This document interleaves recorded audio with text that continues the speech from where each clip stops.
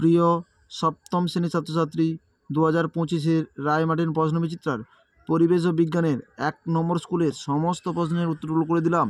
1 number স্কুল, Celsius ও Fahrenheit স্কেলে বরফের গলনাঙ্ক যথাক্রমে 32 ডিগ্রি ও 0 degree. Option C, Z10 plus CuSO4, Z10SO4 plus Cu বিক্রিয়াটি প্রতিস্থাপন বিক্রিয়া। অপশান ডি, নীল তাপ পদার্থের অবস্থা পরিবর্তন ঘটায়। অপশান সি, Na প্লাস আয়নে ইলেকট্রনের সংখ্যা হলো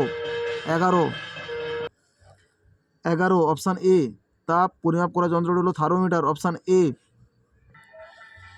2 দাগে, কোনো পরমাণুর ভর সংখ্যা 23, পরমাণুর সংখ্যা 11 হলে নিউটনের সংখ্যা 23 - 11 সমান 12টি নিউটন। এসআইতে তাপ পরিমাপের এসআই একক হলো জুল। পরিবর্তনশীল যৌগিকতা দেখা যায় এমন একটি মৌলের নাম হলো কপার, যার সংকেত Cu।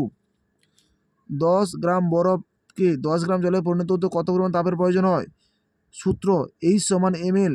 H মানে তাপ, M মানে ভর, L মানে সুপ্ত তাপ। 10 × 80 সমান 800 ক্যালোরি তাপ প্রয়োজন। 3 দাগে, একটি বস্তুর উষ্ণতা 20 ডিগ্রি সি হলে ফারেনহাইট স্কেলে তার মান কত হবে? C/5 সমান F মানে 32/9। এই সূত্র অনুযায়ী গণিতটা করতে হবে।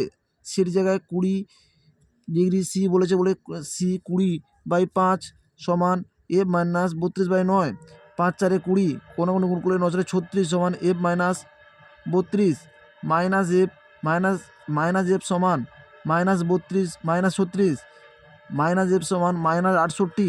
F মানে 68 degree Fahrenheit.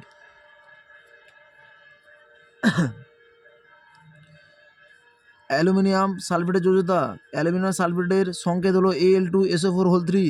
Sodium nitrate NaNO3। সমতা বিধান করো। P4 6L2 সমান 4Pl3।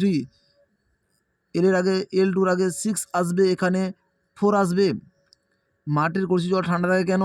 21 নম্বর পৃষ্ঠা 9 দাগের দ্বিতীয় পাঠের প্রশ্নের উত্তরটি তোমরা দেখো। 21 নম্বর পৃষ্ঠা 9 থেকে দ্বিতীয় পাঠের প্রশ্ন হলো, মাটির কলসি জল ধাতব পাত্রে রাখা জলের তুলনায় বেশি ঠান্ডা কেন? এই প্রশ্নের উত্তরটি তোমরা দেখো। এইখান থেকে এতটা তোমাদের উল্লেখ করতে হবে। লাইফ সায়েন্স, লোহিত রক্তকণিকাতে উপস্থিত প্রোটিনটি হলো হিমোগ্লোবিন। Option C. দৃষ্টিশক্তি রক্ষাকারী ভিটামিনটি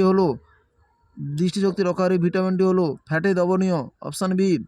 ওজন হিসেবে জলের পরিমাণ সবচেয়ে বেশি থাকে লালায়। Option B. 95% জল থাকে লালায়, 95% জল থাকে। ভাত আটাতে থাকা প্রধান খাদ্য উপাদানটার নাম হলো কার্বোহাইড্রেট। ম্যারাসমাস রোগটি হলো প্রোটিন ও শক্তির অভাবজনিত ফল। ক্যারাটিন হলো একটি ফাইটোকেমিক্যাল। বৈসাদৃশ্য, ভিটামিন আর কেরাটিন, মায়োসিন ও অ্যাক্টিন সবগুলো প্রোটিন। সোডিয়াম ক্লোরাইড বাকি সবগুলি ক্ষতিকারক পদার্থ সোডিয়াম ক্লোরাইড বাদে।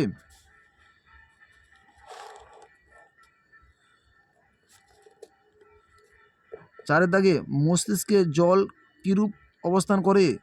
সেরিব্রাল স্পাইরাল তরল হিসেবে। মস্তিষ্কে জল থাকে সেরিব্রাল স্পাইরাল তরল হিসেবে। জীবদের তাপমাত্রা নিয়ন্ত্রণে জলের ভূমিকা। 272 নম্বর পৃষ্ঠা 48 থেকে প্রশ্নের উত্তরটি তোমরা দেখো। 272 নম্বর পৃষ্ঠায় 48 থেকে প্রশ্নের উত্তরটি তোমাদের লিখতে হবে।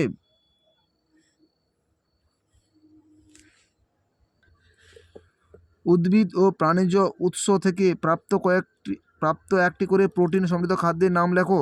260 নম্বর পৃষ্ঠায় 11 থেকে প্রশ্নের উত্তরটি তোমরা দেখো। 260 নম্বর পৃষ্ঠায় 11 থেকে প্রশ্নের উত্তরটি তোমরা দেখো।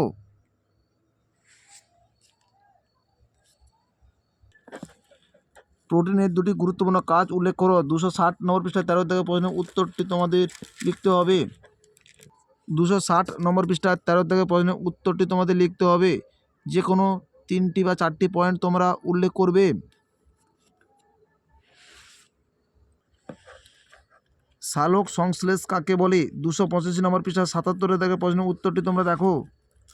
285 নম্বর পৃষ্ঠায় 77 থেকে প্রশ্নের উত্তরটি তোমাদের লিখতে হবে। BMI বা দেহভর সূচকের সূত্রটি লেখো। 283 নম্বর পৃষ্ঠায় 53 নম্বর পৃষ্ঠায় 53 থেকে প্রশ্নের উত্তরটি তোমাদের লিখতে হবে। 283 নম্বর পৃষ্ঠায় 53 দাগের প্রশ্নের উত্তরটি তোমাদের লিখতে হবে। কোনো ব্যক্তির স্বাভাবিক BMI এর মান কত? 18.5 থেকে 25। 18.5 থেকে 25। আমাদের ভিডিওটি যদি তোমাদের ভালো লেগে থাকে তাহলে তোমরা লাইক করো, শেয়ার করো, কমেন্ট করো। আমাদের চ্যানেলে নতুন হয়ে থাকলে চ্যানেলকে সাবস্ক্রাইব করে পাশে থাকা বেল আইকনটিকে ক্লিক করে রাখো। আমাদের ভিডিও পাবলিশ হওয়ার সাথে সাথে সবার আগে তোমাদের কাছে পৌঁছে যাবে।